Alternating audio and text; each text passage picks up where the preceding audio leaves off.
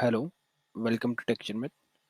In this session, we will learn about one more display file keyword, that is DFT keyword. So first of all, I will call this program and I will show you the output of this program. So here you can see that this input field is populated with some default values or some default text. So just to set this default value, we will use the keyword that is DFT keyword. So now we will see this practically.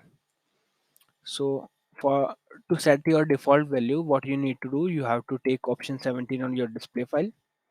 Then you can take option 12 on your record. And here, for which field you want to set the default value, just put asterisk here on this position and then hit enter. From here, you can select the option general keywords by taking Y. And here in third position you will find DFT keyword. So in this DFT keyword you can set your default value. So right now I'm saving it as a Sharmit, so it will keep this Sharmit text as a default value for my that particular field. So let me compile this again and show you the output again, or we can change this value. Let's say if I change this value, so just go with general keywords and change it with something else. So test, I have replaced it with test. So I will compile this program again.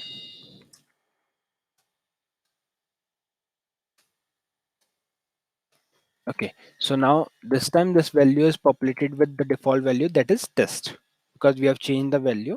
So that's how we can set any default value to the field as as per our need. Okay, so if you take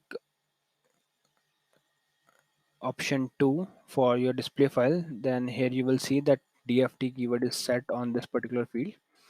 So here you can see that this is my username field, and here we have used one function or one keyword, that is DFT keyword, and it takes one argument that will be the text that we want to set as a default. So that's how we can make use of DFT keyword to set any particular value for an input or output field. Okay, so yeah, that's all for this session. In the upcoming session we will discuss few more things. So thank you for watching Tech Sharmit.